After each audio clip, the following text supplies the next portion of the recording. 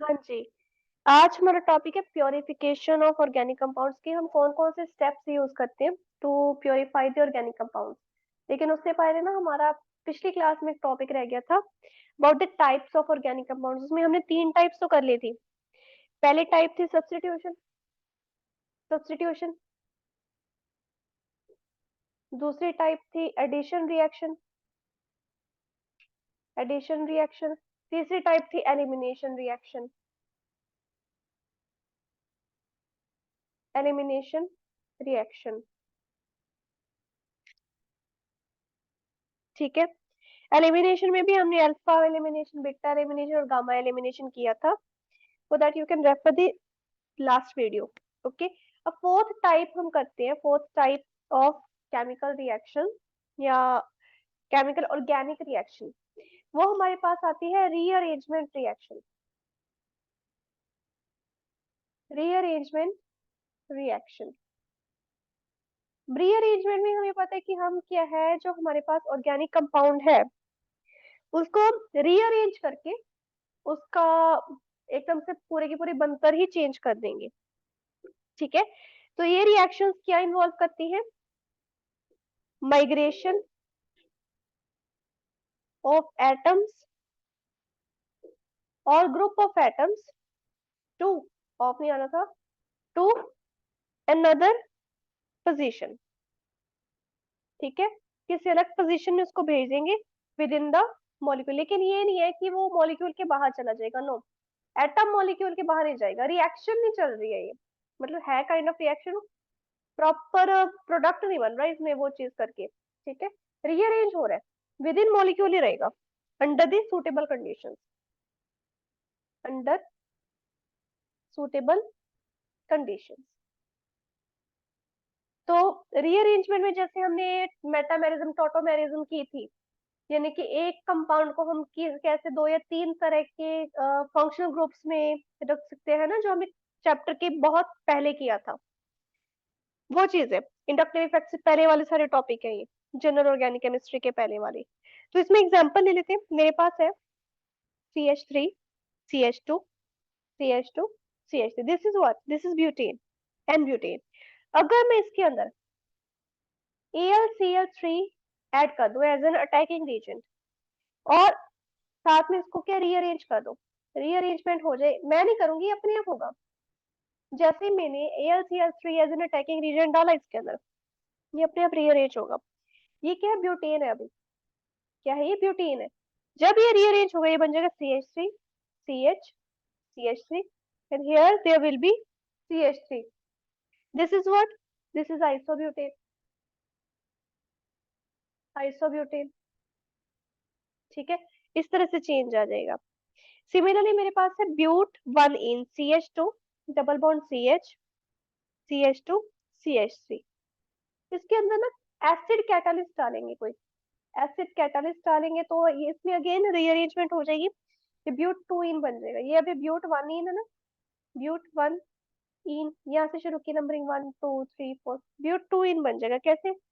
CH3, CH double bond CH, CH3, 1 2 3 4, तो ब्यूट 2 इन। तो ये हमारे पास जो फोर्थ कैटेगरी है of rearrangement reaction, types of reactions में आ गई हमारे पास फोर्थ कैटेगरी, रीअरेंजमेंट रिएक्शन। इसको जल्दी से आप नोट कर लो। इसकी और भी एग्जांपल्स है, इफ यू वांट मैं और एग्जांपल्स भी आपको बता सकती हूँ। So for that I need some space. ठीक है, मैं अब स्पेस अपनी बना रही हूँ। एक लंबी चौड़ी कई बार ना रीअरेंजमेंट होती है, बहुत लंबी रिएक्शन चलती है, यानी कि उसमें कई स्टेप्स होते हैं उस रिएक्शन में। उस टाइप की भी रीअरेंजमेंट हमें देखने को मिलती है। For instance I have C, CH3, CH3, यहाँ पर एक मिनट तो सही से लिखते हैं, CH3, यहाँ पर भी क्या CH3 है, यहाँ पर बना है CH2OH। ठीक है। ये क्या है? ये क्या है? 2 मिथाइल, 2 मिथाइल प्रोपेन 1 ओल। ठीक है। इसके अंदर मैंने H2SO4 डाला। जैसे H2SO4 डालूंगी, जो CH3 ग्रुप है इसकी माइग्रेशन होगी। या मैं कह दूं यू कैन से, हाँ H2SO4 डालें, फिर इसका H आएगा अंदर, हाँ H आएगा, तो इसमें क्या आएगा मेरे पास CH3, यहाँ पर भी, यहाँ CH3, यहाँ CH3, CH3 की माइग्रेशन अभी नहीं होगी, वो बात नहीं होगी। अभी देखिए यहाँ पर क्या चीज हो सकती है, यहाँ पर हो सकता है CH2 आ गया, यहाँ पर और H तो है, देखो H2SO4 आ रहा है, SO4 तो इसके साथ कुछ कर नहीं पाएगा, हाइड्रोजन है जो इसके साथ बॉन्ड बना सकता है, कैसे बनाएगा, ओके ऊपर पॉजिटिव चार्ज आ जाएगा और इस तरह से यहाँ पर एक बॉन्ड बन जाएगा, ठीक है। अब यहाँ पर अगर मैं थोड़े टाइम बाद, क्या है इसमें से H2O बाहर निकल जाएगा, जब H2O बाहर निकल गया मेरे पास क्या बचा, CH3, CH3, CH3, यहाँ पर CH2, ये बेचारा अकेला रह गया, इसके पास तीन ही बॉन्ड बन रहे हैं, दो इसके साथ और इसके साथ, तो इसके ऊपर पॉजिटिव चार्ज आ गया, फिर leave behind the positive charge on this carbon, तो ये क्या बन गया मेरे पास, कार्बोकटाइन बन गया। अब ये जो कार्बोकटाइन बना है, अब इसमें से CH3 ग्रुप की माइग्रेशन होगी, अब होगी CH3 ग्रुप माइग्रेशन, अब जाके हम पॉसिबली इस माइग्रेशन को कर सकते हैं। वो कैसे होगी, देखिए मेरे पास CH3 और CH3 तो ये बन रहा है, ठीक है, एक मेरे पास यहाँ पर है C, ये वाला पॉजिटिव चार्ज वाला, ठीक है, ये क्या करेगा, अब ये वाला जो CH3 ग्रुप है इधर जाके माइग्रेट कर जाएगा, ये CH3 ग्रुप, तो क्या बन गया यहाँ पे CH और H को CH2 लिख दिया, यहाँ पर CH3 हो गया, इसके चार बॉन्ड कंप्लीट, इसके पास अब तीन रह गए, तो इसके ऊपर पॉजिटिव चार्ज, अब ये कार्बोकटाइन बन गया, ठीक है। तो बेसिकली मेरे पास एक H है जिसको मैं हटा सकती हूँ और इसमें कुछ चेंजेस लेके आ सकती हूँ, तो अगर एक H पॉजिटिव बाहर निकल जाए तो मेरे पास क्या आ जाएगा, CH3 सिंपल, CH3, वो एक H के बाहर निकलने से यहाँ पर डबल बॉन्ड आ जाएगा, CH CH3, यहाँ पर क्या बन गया, 2 मिथाइल ब्यूट ब्यूटूइन, ब्यूटूइन बन रहा है ना, 1 2, 2 पे मिथाइल बन रहा है, 2 पे ब्यूटीन बन रहा है, ठीक है। कहाँ ये मेरे पास अल्कोहल था, कहाँ मेरे पास अल्केन बन गया, this is because of rearrangement reaction. फिर मेरे पास फिफ्थ एक कैटेगरी आती है, condensation reaction, condensation reaction, what is this condensation reaction, इसमें क्या होता है, टू डिफरेंट और सेम, चाहे डिफरेंट हो चाहे सेम हो, क्या, ऑर्गेनिक कंपाउंड्स, टू डिफरेंट और same organic compounds, basically substrate होते हैं मेरे पास, सबस्ट्रेट कह सकते हो आप या कह सकते हो रिएक्टेंट्स, ठीक है, रिएक्टेंट्स भी कह सकते हो, सबस्ट्रेट भी कह सकते हो, कंबाइन, अब ये तो एडिशन रिएक्शन वाला हो गया, कंबाइन विद और विदाउट, अब इसमें चेंज आ गया एडिशन से, जब मैंने लिख दिया विद और without the elimination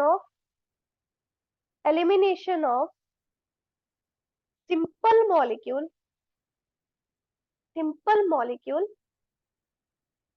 to give a product, क्या होगा इसमें, मेरे पास चाहे दो सेम सबस्ट्रेट हो चाहे डिफरेंट हो, उनमें से चाहे एलिमिनेट हो रहा है सिंपल मॉलिक्यूल चाहे नहीं हो रहा, पर वो कंबाइन हो रहे हैं, होंगे दो ही, सबस्ट्रेट दो ही लेने हैं, दोनों कंबाइन होंगे और मुझे एक प्रोडक्ट बना के देंगे, ठीक है।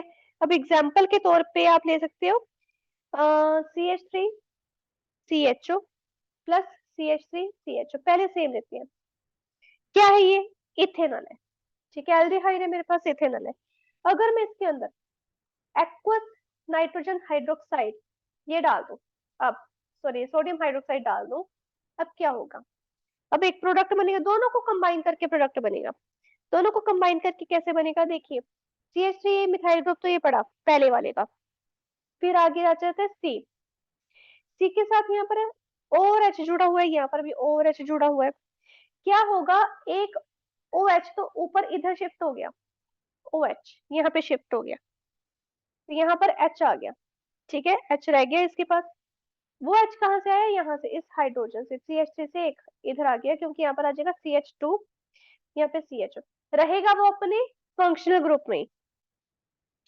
रहेगा, फंक्शनल ग्रुप में, अब ये क्या बन गया 3 हाइड्रोक्सी ब्यूटेनॉल। एल्डिहाइड है ना, दो एल्डिहाइड्स को मिला के, सेम एल्डिहाइड्स को मिला के मैंने ये बना दिया।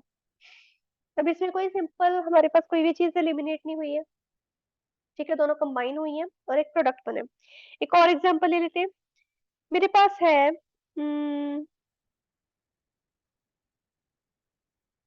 यही वाला कंपाउंड लेते हैं, चलो, CH3, CH OH CH2 CHO, ठीक है, ये है मेरे पास, 3 हाइड्रोक्सी ब्यूटेनॉल है मेरे पास, ठीक है। 3 हाइड्रोक्सी ब्यूटेनॉल कैसे बने, फंक्शनल ग्रुप से स्टार्ट करेंगे ना, नंबर 1 2 3, 3 पे हाइड्रोक्सी लग रहा है, ठीक है। अब अगर इसमें से मैं H3O पॉजिटिव बाहर निकाल दूं, एक तो ये निकलेगा और एक ये निकलेगा, ठीक है, एक H यहाँ से जाएगा, ठीक है। जैसे H3O पॉजिटिव निकलेगा विद हीट, अगर इसको हीट करेंगे मेरे पास आ जाएगा CH3CH, double bond CHCHO, but two ene. तो इसका मतलब ये जरूरी नहीं एक ही स्टेप में हमारे पास जो सिंपल कोई प्रोडक्ट या सिंपल कोई मॉलिक्यूल है वो निकल रहा है, नहीं, sometimes it take several steps. तो एक तरह से ये कह सकते हो ये 1 2 3 4 ऐसे 4 स्टेप्स में हुआ है, ठीक है। तो ये था हमारा कंडेंसेशन रिएक्शन। नेक्स्ट हमारे पास आता है आइसोमेराइजेशन रिएक्शन। आइसोमेरिज्म की थी, उसी तरह से हमारे पास आ रहा है आइसोमराइजेशन रिएक्शन। अब इसमें क्या है हमारे पास, वो रिएक्शंस जिनमें क्या इन्वॉल्व होगी, inter conversion, inter conversion of isomers, inter conversion of isomers wherein the molecular formula, the molecular formula and the carbon skeletons, carbon skeletons of reactants and products, of reactants and products always remain same।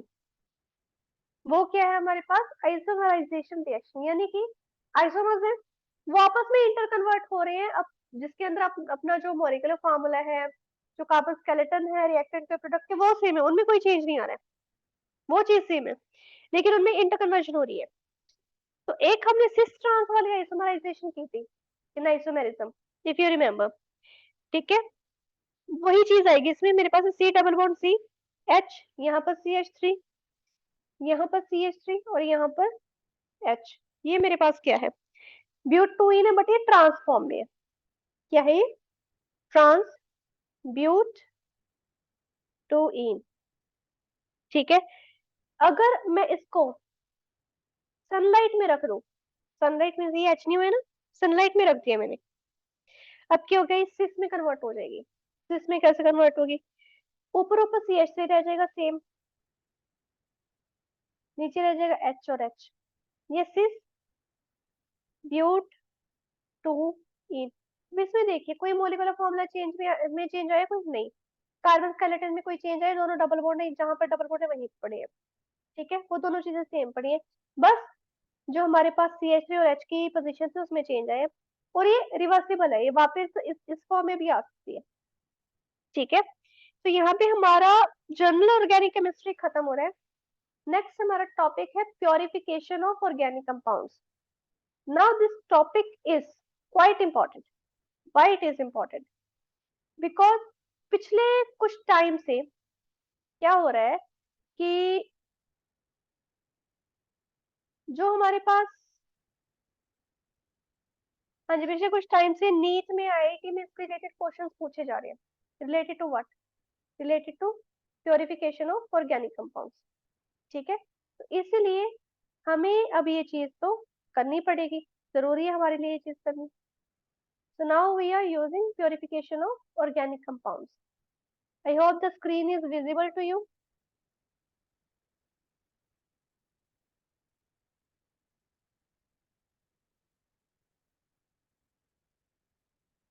Okay.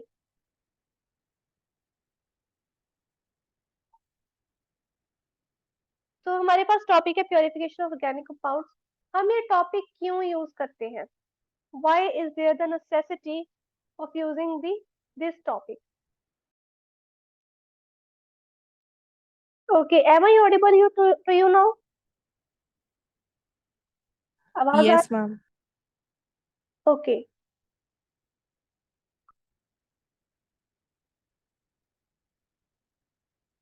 तो अब हम कर रहे हैं topic purification of organic compounds. ठीक है, तो purification of organic compounds की हमें जरूरत क्या पड़ी? देखिए, जो ऑर्गेनिक कंपाउंड्स है, जब हम इनको नेचुरल सोर्सेज से एक्सट्रैक्ट करते हैं ना, ये तो वो हमारे पास प्योर फॉर्म में नहीं होता, उसमें कोई ना कोई गंदगी मिली होती है। जैसे हमने इनऑर्गेनिक में किया था, पहले क्लासेस में हम ये पढ़ के आए कि किसी के ऊपर मिट्टी लगी होती है, ठीक है, तो विद हैंड उसको मिट्टी को हटाते हैं, फिर उसको फिल्टर करते हैं, फिर उसकी डिस्टिलेशन होती है वगैरह वगैरह। सेम चीज हमारे पास ऑर्गेनिक कंपाउंड्स में भी है। ठीक है, तो ऑर्गेनिक कंपाउंड्स में हमारे पास बहुत सारे मेथड्स हैं किसी भी ऑर्गेनिक कंपाउंड को प्योरीफाई करने के लिए, और सभी मेथड सभी ऑर्गेनिक कंपाउंड पे एप्लीकेबल नहीं है। ठीक है, तो कुछ के ऑर्गेनिक कंपाउंड्स है जो इजीली हमारे पास के प्योरीफाई हो जाते हैं, साफ सुथरे बढ़िया शुद्ध निकल के आ जाते हैं, लेकिन कईयों के ऊपर बड़ा लंबा चौड़ा मेथड हमारा लगता है। सबसे पहले हमारे पास आ जाता है फिल्ट्रेशन। मेरे पास बहुत सारी कैटेगरीज है, वी हैव 9 कैटेगरीज। फर्स्ट हमारे पास फिल्ट्रेशन आ जाता है, सेकेंड आता है रिक्रिस्टलाइजेशन। रिक्रिस्टलाइजेशन, ये जो दोनों मेथड्स है ना, you can do it in your chemistry lab at school. ये केमिस्ट्री लैब में होता है, इसका मटेरियल भी होता है। सब्लिमेशन आपने क्लास 9 या 10 में पढ़ा था। ठीक है, डिस्टिलेशन आएगा नंबर 4 पे। नंबर 5 पे है फ्रैक्शनल डिस्टिलेशन। देखो, डिस्टिलेशन बहुत कैटेगरीज की होती है, ठीक है, जो कि हम इसमें पढ़ेंगे। एक तो है फ्रैक्शनल, सिंपल डिस्टिलेशन होगी, फिर फ्रैक्शनल। फ्रैक्शनल यूजुअली यूज होती है to purify petroleum from crude oil. Crude oil में से पेट्रोलियम निकालना है, कोल्टा निकालना है, ये सारी चीजें निकालनी है। This whole thing goes with the fractional distillation.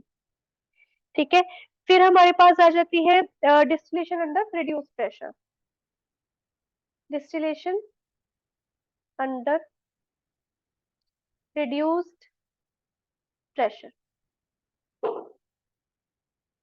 फिर है नंबर 7 पे steam distillation. Steam distillation. Number 8 पे है मेरे पास डिफरेंशियल एक्सट्रैक्शन।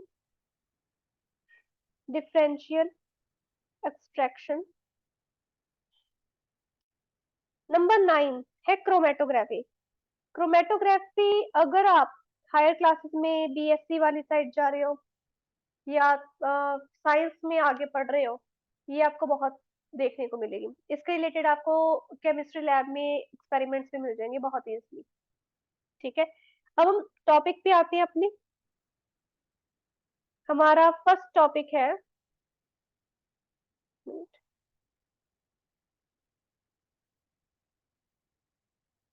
बड़ी दिक्कत आ रही है आज।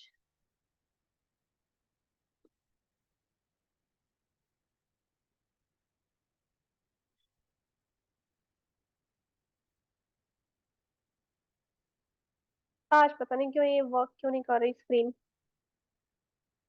चलिए, हमारा फर्स्ट टॉपिक है फिल्ट्रेशन प्रोसेस। फिल्ट्रेशन प्रोसेस के बारे में जानते हैं। क्या है ये process?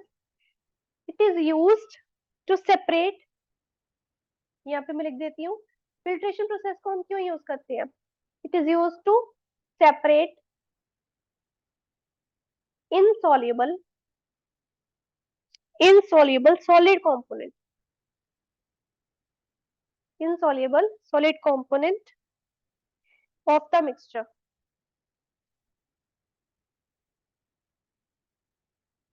from the soluble component। ठीक है, तो मेरे पास ना, मान लीजिए कोई मिक्सचर है, एग्जांपल लेते हैं, मेरे पास मिक्सचर है नेफ्थलीन और यूरिया का। I have a mixture of naphthalene and urea. दोनों क्या है? ऑर्गेनिक कंपाउंड्स है। इनको हम सेपरेट कर सकते हैं by the process of filtration. जो यूरिया है पानी के अंदर घुल जाता है, ठीक है, जबकि नेफ्थलीन है वो इनसॉल्युबल रहता है। तो क्या होता है, हमारे पास में एक फिल्टर पेपर होता है, कागज का फिल्टर पेपर होता है, आपको अलग अलग शेप मिल जाएगा, ठीक है, इस तरह की अलग अलग, ये वाली शेप तो बहुत ही कम देखी है मैंने, ये और ये कॉमन है, ठीक है। आप चाहे तो आपके पास अच्छी क्वालिटी की अगर पेजेस पड़े हैं ना, उसको भी आप यूज कर सकते हो फॉर दिस। हम तो केमिस्ट्री लैब में अगर फिल्टर पेपर नहीं मिलता था ना, क्योंकि मैंने गवर्नमेंट कॉलेज से की है बीएससी, तो sometimes it was out of stock, तो हम तो कॉपी के ही पेज ले लेते थे, उसको फोल्ड कर लेते सर्कुलर फॉर्म में, तो जहां पर 3 फोल्ड होते थे उसके ऊपर हम सोल्यूशन को डालते थे, और वहां पर जो इनसॉल्युबल पार्ट था यहाँ पे चिपक जाता था, यहाँ पे रह जाता था, और जो सॉल्युबल पार्ट था वो नीचे यहाँ पर आ जाता था। So what we use to take a funnel, and जो हमारे पास एक यू कैन से फिल्ट्रेट होता है, एक कोई भी बीकर ले लेते हैं जिसके अंदर ये चीज डाल सके, या किसी स्टैंड के थ्रू हम उसको डाल सके, ओके। एक और example anthracene and benzoic acid, anthracene and benzoic acid, इनको भी हम क्या है with the process of filtration क्या है सॉल्व कर सकते हैं। देखिए ये दोनों को सेपरेट करने के लिए समटाइम्स हमें क्या सोल्यूशन को गर्म करना पड़ता है। मान लो मेरे पास दोनों पाउडर फॉर्म में है, किसी भी फॉर्म में के मिक्स हुए पड़े हैं, ठीक है, मैं उनको हॉट वाटर में डाल दूंगी, दोनों के मिक्सचर को हॉट वाटर में डाल दूंगी।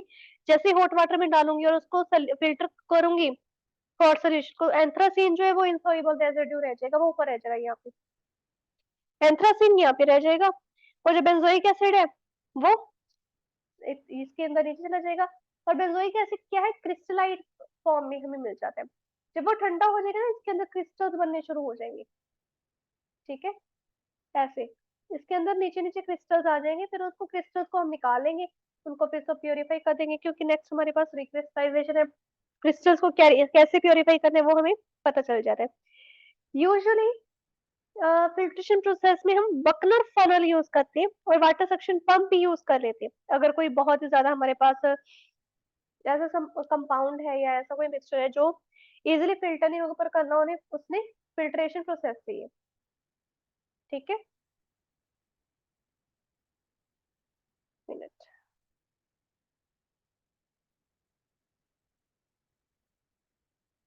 फिल्ट्रेशन प्रोसेस हो गया, अब आगे करते हैं।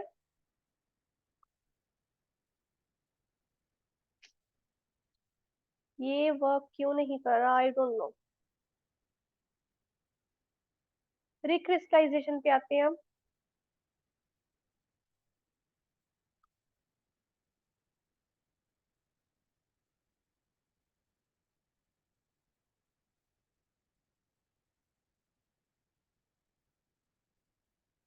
अब आपको स्क्रीन शो होगी ऑफ रिक्रिस्टलाइजेशन।